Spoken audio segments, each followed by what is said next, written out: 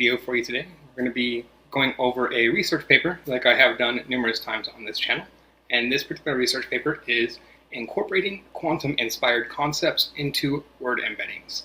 And let's take a second to look at the author of this research paper. And then going on from there, this research paper is, so first of all, I backed into the research here.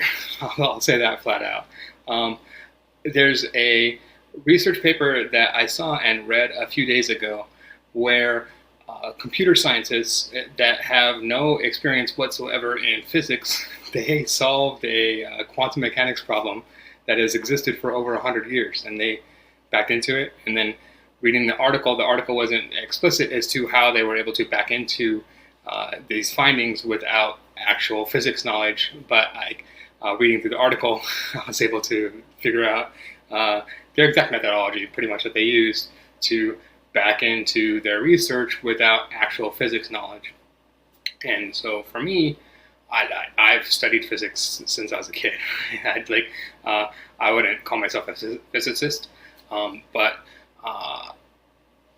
when I was in 7th grade is the first time that I heard of quantum mechanics and Schrodinger's cat and everything like that. And first time I heard Schrodinger's cat and all of that, I was like, what is this? That string theory? It makes no sense, right? And then I spent a long time, years, trying to figure out and study these things until it actually made sense to me, because it was important to me to make sense to me. And then so for a long time now, for my entire adult life, I've had an understanding, at least, of quantum physics more than the average person, I would say. But so within that, how this research paper and the research that we're going to go over, it's not actually quantum physics. We're not actually dealing with actual quantum algorithms, right? First of all, I'll show you, this is the algorithm here and the setup that we're looking at here. And then so it's in Python. And then so in order for this to actually be a quantum algorithm, I would have to be on quantum hardware. And my 10-year-old MacBook Air doesn't quite qualify as quantum hardware.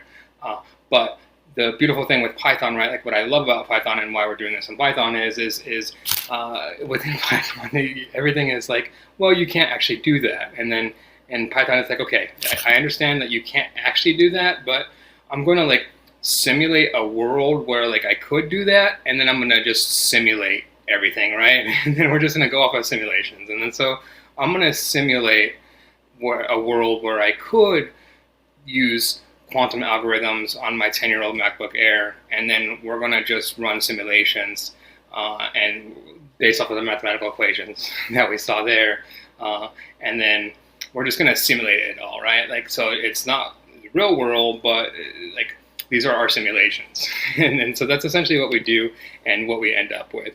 And the end result of this is pretty crushing,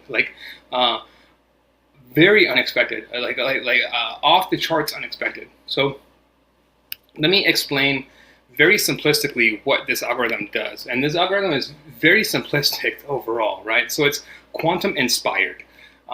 And so with word vectorization, there's a lot of words, especially in the English language, where the words, they have a single word with multiple meanings, right? The word R-E-A-D, read and read.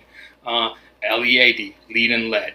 And then lead and led is a great example, right? It could be you lead someone, you led someone, or it could be the element led. So that's perfect. Three definitions there, right? And that's perfect for this particular algorithm, because this particular algorithm takes into account that exact situation. So what you can do with this algorithm is you can take a individual word token for any individual word, and you can quantize it and put it into a quantum state. And then when you put it into a quantum state, what that means is that it could be one of 3 values. And so those values are x1, x2, and x3. And then so in our word lead, it could be lead, led, or led, right?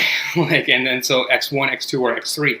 And then the quantum state collapses based off of the context around it. So Jill led Joy to the store. And within that, we would know that it's x1, LEAD, right? And then so the quantum state in that instance would collapse to x1. And then if it's Jill tried to lead Joy to the store, then it would collapse to x2. And then if it were Jill and Joy stumbled upon a pile of lead, then it would collapse down to x3, right? And then so, but this token for this word LEAD exists at all times in a quantum state where it could be x1, x2, or x3, and then it's either x1, x2, or x3, depending on the context of the words around it, and then it collapses down to that. Very simple, right? And then so all I do in this instance with this implementation is I train the model on this, right? And I give it just a very few examples, like king and queen, king and man, king and car, queen and woman, and car and bicycle. And then I give it like these examples and saying like most of these are high to medium similarity, whereas like king to car is like your example of like low similarity. Right? Like if it's like king to car, ignore anything that falls in that realm. And then like literally what we're doing is we're just putting words into numbers and playing around with standard word vectorization and standard word embeddings. Like to me, this isn't like, the concept of this isn't very revolutionary, right? There's a reason why I keep coming back. Like if you notice my research, like over and over again, I keep harping on and I hamper on word vectorization and word embeddings. To me, this is like where there's the most like juice to squeeze. And I think it's like, it's the hardest juice to squeeze for most people because this is very math intensive. If you go back to the research paper here, it's all supported by math, right? Like so, I have to like I give very like this is my mathematical framework and mathematical formulation, and the mathematical formulation is like half of this paper, right? And then so I think that this is specifically what scares people off from these things and from being able to do these things is the math behind it and then developing the math. But once you get over that, there's a mountain of space in this particular area to still conquer. Like it's almost nobody. Like to me, this is like Mount Everest or like Yosemite. Like this is like the untapped areas.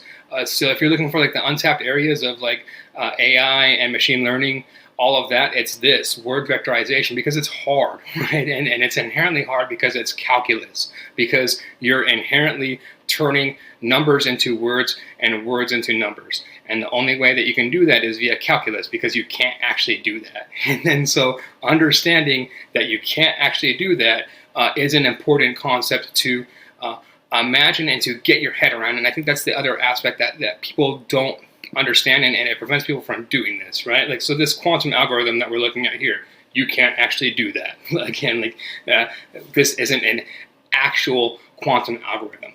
We're just simulating the quantum algorithm, and we're simulating this quantum environment via complete mathematics and a complete mathematical model, but it's a complete simulation, like not real world, right?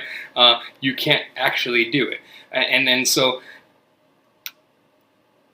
often people that are like gravitate towards mathematics in general, like they hate that concept specifically. So it creates a schism where it's like people that gravitate towards mathematics, they don't like gravitating towards this area of mathematics. And then people that want to get into AI, but they ignore mathematics, they don't get into this. So then it's like this, to me, creates and exists in this perfect storm in this perfect area, which is why I keep putting out research in this area and why I find it so easy, right? Like going back to the paper here, I mean, this is like the performance here is no joke. Like I'm not making up these figures. Like this is magnitudes better than anything else out there, and it's just a very simple addition, right? Like literally all we're doing is we're just saying, hey, a word can be one of three words at any given time, and that's all we're doing. And then we're saying collapse it to whatever. Like if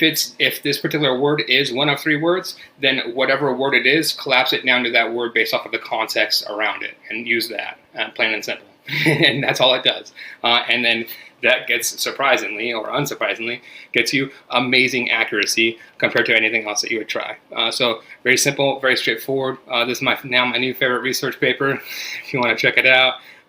Incorporating quantum-inspired concepts into word embeddings. Check it out and tell your friends. If you like this type of content, please like and subscribe. Thank you very much.